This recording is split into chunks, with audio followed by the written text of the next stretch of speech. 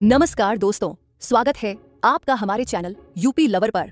आप देख रहे हैं 10 बड़ी खबरें सीधे उत्तर प्रदेश से। पहली खबर, साल 1990 से पहले के राजस्व रिकॉर्ड्स पर योगी सरकार का बड़ा फैसला, होगा ये अहम बदलाव।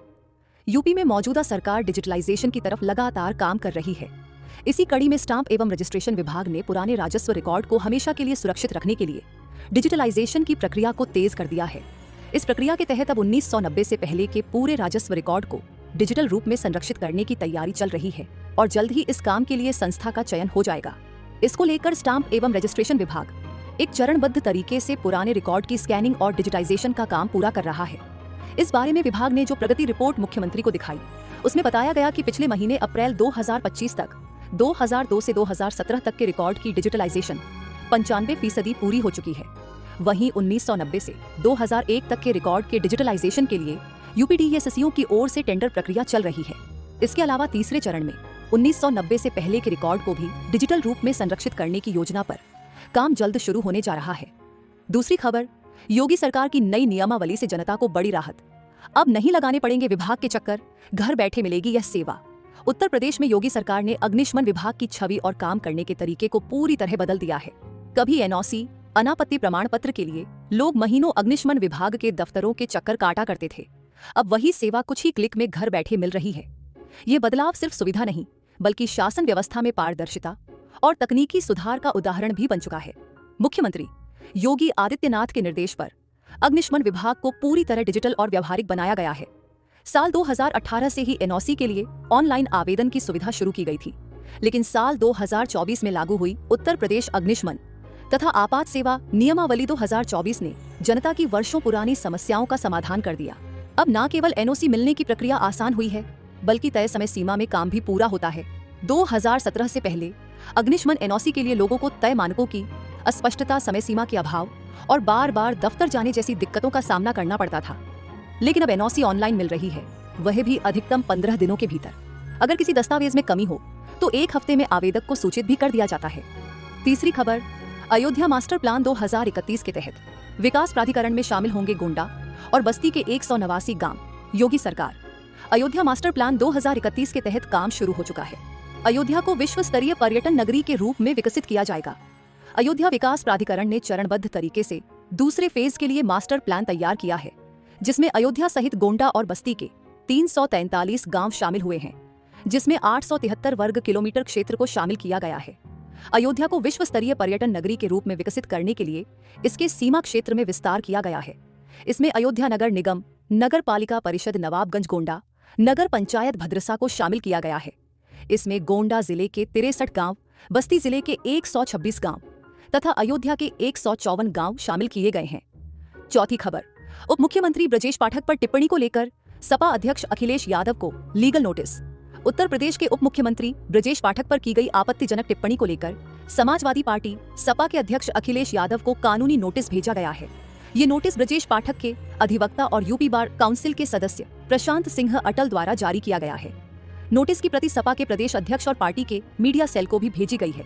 नोटिस में उल्लेख किया गया है कि 17 मई को सोशल मीडिया प्लेटफॉर्म एक्स, पूर्व में ट्विटर, पर ब्रजेश पाठक को लेकर की गई टिप्पणी में अभद्र भाषा का प्रयोग किया गया, जिससे न केवल उप मुख्यमंत्री बल्कि उनके परिजन भी आहत हुए हैं। इस पोस्ट से उनकी सामाजिक और राजनीतिक प्रतिष्ठा को गंभीर ठेस पहुंची है। पांचवी खबर, कानपुर के लोगों के लिए खुशखबरी, Mandhana Anwarganj elevated railway track की निविदा जारी। 50 लाख लोगों को मिलेगा लाभ। जन Mandhana Anwarganj elevated railway track के निर्माण की निविदा 15 मई को जारी कर दी गई है। 30 जुलाई तक निविदा की अंतिम तारीख है। 2 चरणों में 15.91 किलोमीटर लंबे रेलवे ट्रैक का निर्माण 2 चरणों में 1115 रुपये से होगा। पहले ये धनराशि 995 करोड़ रुपए बताई गई थी। निर्माण कार्य 2 साल में 2027 तक पूरा करने की मियाद रखी गई है। छत्रपति शाहूजी महाराज विश्वविद्यालय के सामने भारत रत्न पूर्व प्रधानमंत्री स्वर्गीय अटल बिहारी वाजपेयी के नाम से नया रेलवे स्टेशन व भवन बनेगा, जबकि कल्याणपुर व रावतपुर स्टेशन खत्म हो जाएंगे। इसके निर्माण से 2 लोकसभा क्षेत्रों कानपुर व अकबरपुर के अंतर्गत 18 रेलवे क्रॉसिंगें खत्म हो जाएंगी, जिससे 50 लाख आबादी जाम से मुक्त हो जाएगी। जीटी रोड के समानांतर ट्रैक निर्माण से 1.5 दर्जन से अधिक बाजारों में कारोबारी खुशहाल होंगे। छठी खबर, उत्तर प्रदेश में महंगी हो सकती बिजली। पावर कारपोरेशन की बड़ी तैयारी, जाने क्या है वजह।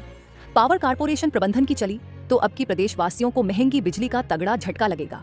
मौजूदा बिजली दरों से लगभग 9,206 करोड़ रुपए के घाटे को देखते हुए अब तक जहां औसतन 15% तक बिजली महंगी होने का अनुमान लगाया गया था, वहीं वित्तीय संकट से जूझ रहे कारपोरेशन प्रबंधन को अब लगता है कि वास्तव में बिजली कंपनियों को तकरीबन 25,000 करोड़ रुपए का घाटा होगा।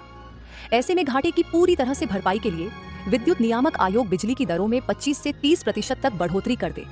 वैसे तो चालू वित्तीय वर्ष 2025-26 के लिए पावर कारपोरेशन द्वारा पूर्व में बिजली कंपनियों के दाखिल किए गए 1,13,923 करोड़ रुपए के ARR वार्षिक राजस्व आवश्यकता प्रस्ताव को नियामक आयोग ने 9 मई को ही स्वीकार कर लिया था।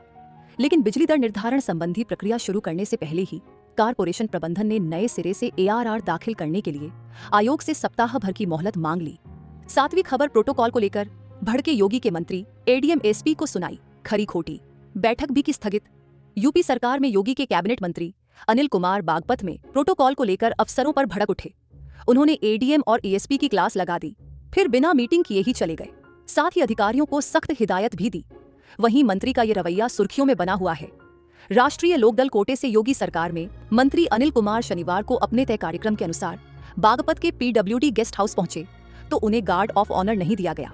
इसके बाद वह सांसद डॉ राजकुमार सांगवान के साथ किसानों की समस्याओं को लेकर विकास भवन में होने वाली बैठक में पहुंचे तो DM और SP बैठक में मौजूद नहीं थे। इस पर कैबिनेट मंत्री अनिल कुमार ने ADM और SP को खूब खरी खोटी सुनाई। उनकी नाराजगी से अधिकारी सहमे रहे। ADM और SP ने सफाई देने की कोशिश भी की, लेकिन चंद मिनट के बाद कैबिनेट मंत्री ने बैठक को स्थगित करते हुए सोमवार को इसे रखने की हिदायत दी और विकास भवन से चले गए। 8वीं खबर महिला ड्रग तस्करों के खिलाफ योगी सरकार सख्त, होटल रिसॉर्ट और फार्म हाउसों में होगी चेकिंग।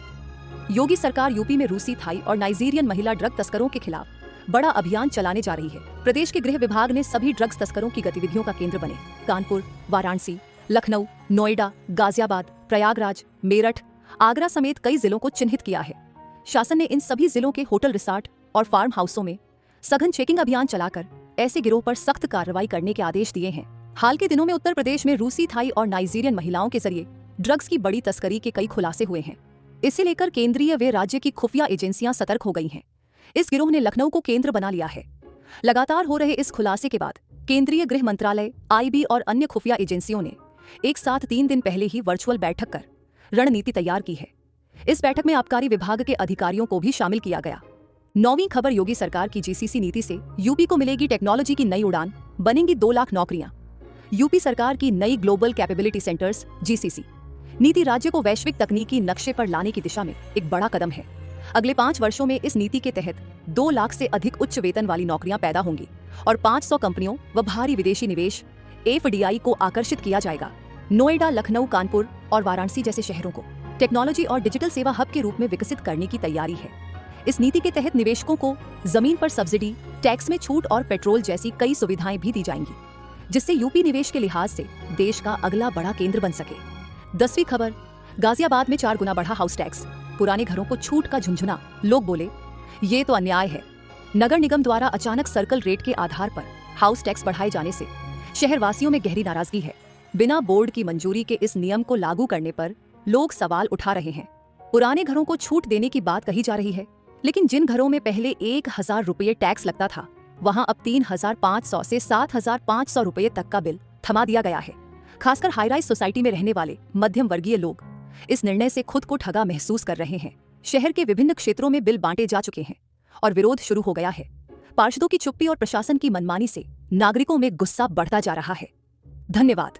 अगर आपको हमारा यह वीडियो पसंद आया हो तो इसे लाइक करें, शेयर करें और यूपी लवर को सब्सक्राइब करना ना